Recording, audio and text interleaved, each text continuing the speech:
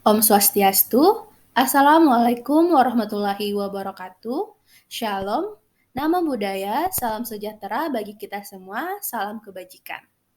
Baik, perkenalkan nama saya Fadila Suryadi dengan NIM 2009 511037. Di sini saya akan menjelaskan mengenai premedikasi dan anestesi, mata kuliah Ilmu Bedah Umum Veteriner dengan dosen pengampu, Dr. Hewan Igusti Ngurah Sudisma, MSI. Untuk mempersiapkan hewan sebelum pemberian obat, anestesi, maka perlu diberikan obat-obat pranestetik atau biasa disebut dengan premedikasi. Premedikasi adalah pemberian obat yang diberikan kurang lebih 1-2 jam sebelum induksi anestesi.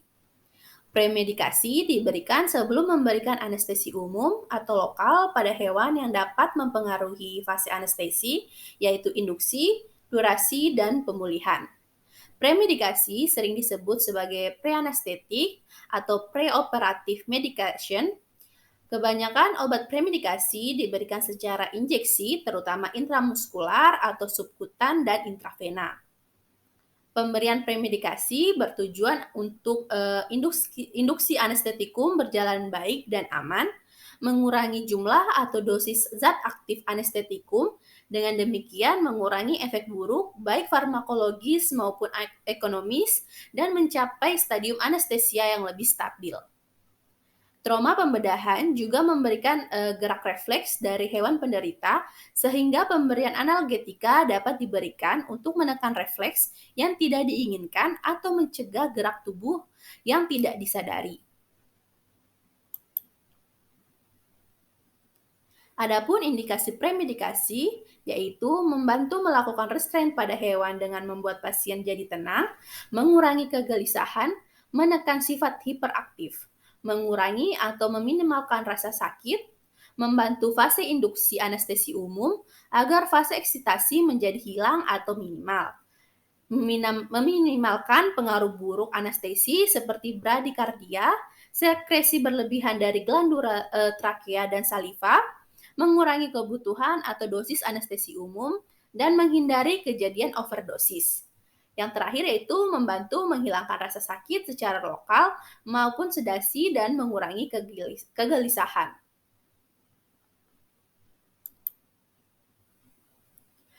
Yang selanjutnya yaitu rentang dosis premedikasi. Pemilihan premedikasi dipertimbangkan sesuai dengan spesies, status fisik pasien, derajat pengendalian, jenis operasi, dan kesulitan dalam pemberian anestetikum.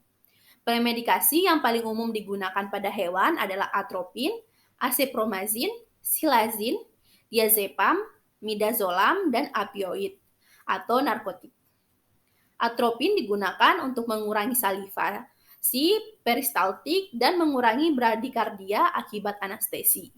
Silazin, medetomidin, diazepam, dan dilazolam digunakan sebagai agen sedatif dan merelaksasi otot. Banyak bahan dan zat kimia yang dapat digunakan sebagai premedikasi. Beberapa jenis premedikasi dan dosis yang dianjurkan yang umum digunakan pada anjing, kucing, dan kuda yaitu sebagai berikut yang dapat kita lihat pada gambar tabel di layar.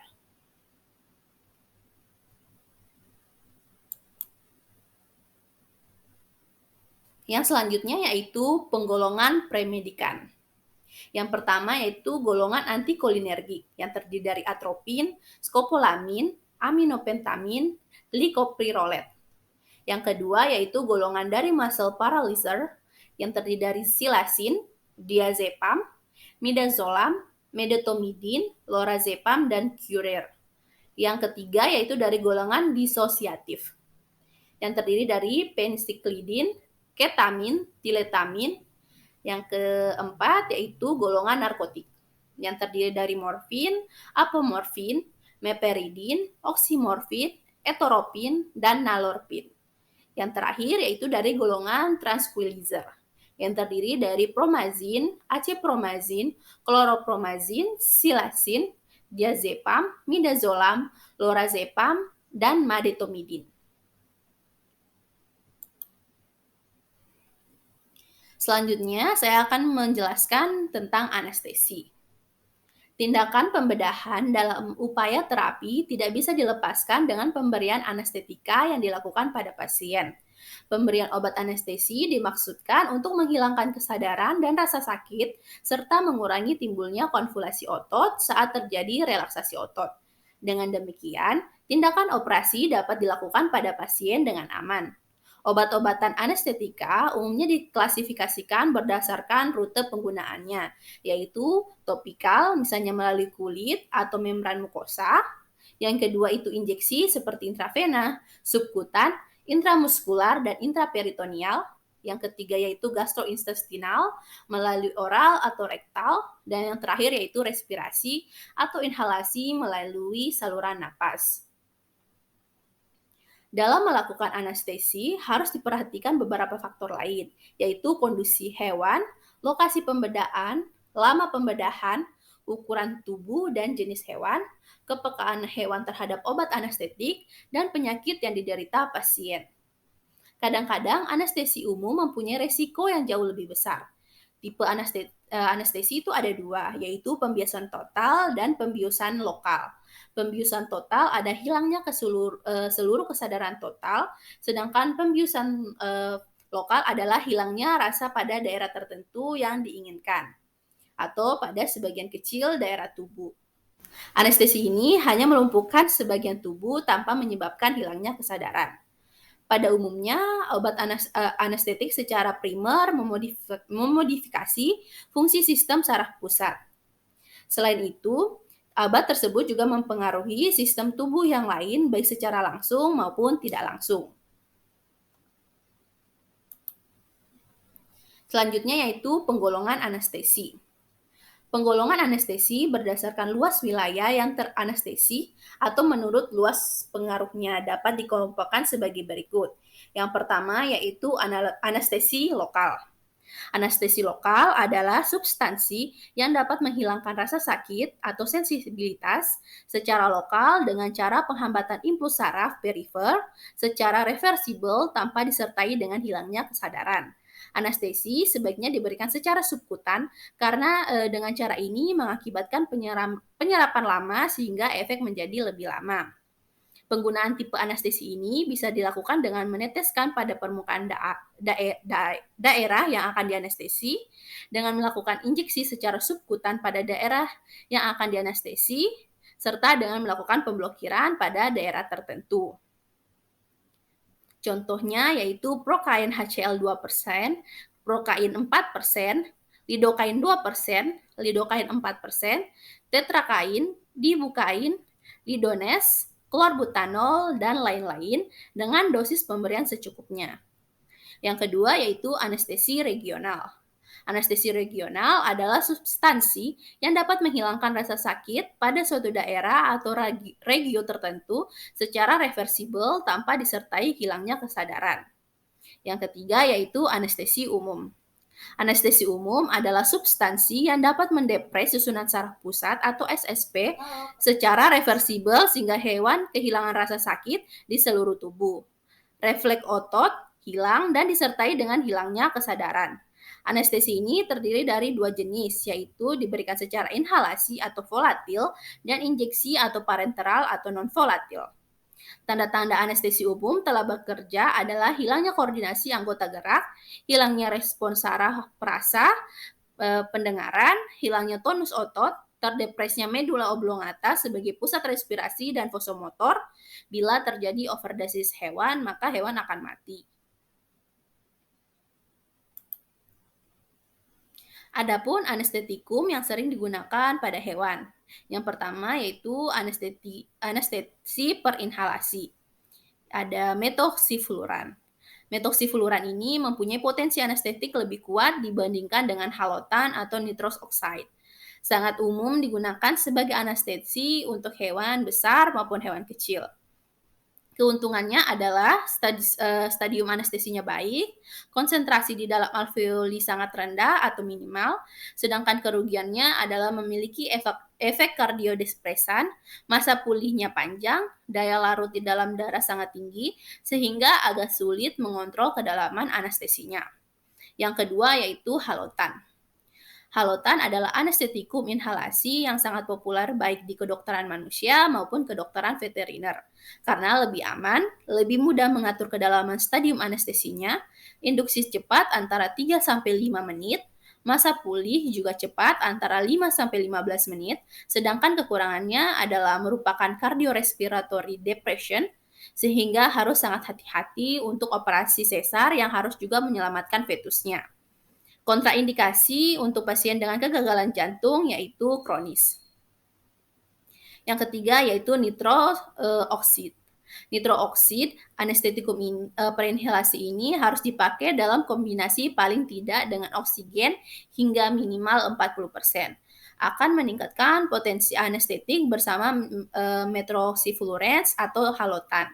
Keuntungannya adalah tidak toksik, tidak mempunyai pengaruh terhadap fungsi kardiopulmonari, dikombinasikan dengan anestetikum lain akan mengurangi dosis. Sedangkan kerugiannya adalah dieliminir lewat paru-paru secepat seperti zat ini diabsorpsi sehingga akan mengambil tempat oksigen, sehingga ada kemungkinan terjadinya hipoksia. Yang selanjutnya itu anestesi per injeksi. Yang pertama ada barbiturat.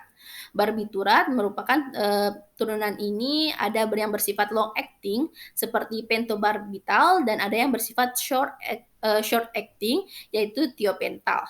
Barbiturat mempunyai toksisitas rendah untuk ginjal atau hati, tetapi karena akan dieliminasi melalui metabolisme di dalam sel-sel hati, maka pasien akan mengidap kelainan hati, stadium anestesinya juga akan diperpanjang. Keuntungan dari anestesi barbiturat adalah pemakaian anestetikum sangat mudah, yaitu dengan cara injeksi tidak memerlukan macam-macam peralatan, memberikan stadium anestesi yang baik, induksinya cepat dan ekonomis. Sedangkan kerugiannya adalah aplikasi relatif sulit karena harus intravena atau intraperitoneal. Apalagi bila pasien liar atau hiperaktif. Bersifat cardiorespiratory depresan, karenanya kontraindikasi untuk operasi keisarian di mana fetusnya masih diharapkan hidup. Demikian pula merupakan kontraindikasi untuk pasien dengan kelainan ginjal atau hati serta keamanannya rendah. Yang kedua yaitu tiletamin. Tiletamin direkayasa kombinasi bersama zolazepam yang dikenal dengan nama dagang zoletil atau telazol. Keuntungan anestetikum ini adalah tingkat keamanannya tinggi, aplikasinya tidak sulit atau dapat intramuskuler atau intravena, bukan kardiorespiratory depresan, tidak toksik bagi hati, ginjal dan jantung, non-akumulatif, efek relaksasi otot yang baik, waktu induksinya cepat, dan tidak ada resiko epileptogenik. Sedangkan kerugiannya adalah hanya untuk hewan kecil, bukan untuk hewan besar, terutama kuda. Kontraindikasi pula untuk pasien yang sedang dirawat dengan chloramphenicol dan atau preparat penotiazin. Yang terakhir yaitu ketamin. Ketamin sangat luas pemakaiannya baik di kedokteran manusia maupun kedokteran veteriner untuk hewan besar, hewan kecil maupun hewan eksotik. Keuntungan anestetikum ini adalah tingkat keamanannya lebih tinggi, aplikasi intramuskuler atau intravena, tidak terjadi kardiorespiratory depresan, tidak toksik untuk hati, ginjal dan jantung, tidak akumulatif, dan induksinya berjalan cepat. Sedangkan kerugiannya adalah efek relaksasi otot rendah, ada resiko epileptogenik, serta kontraindikasi untuk pasien dirawat dengan chloramphenicol atau penotiazid. Sekian penjelasan saya, kurang dan lebihnya mohon dimaafkan. Wassalamualaikum warahmatullahi wabarakatuh. Om Santi Santi Om.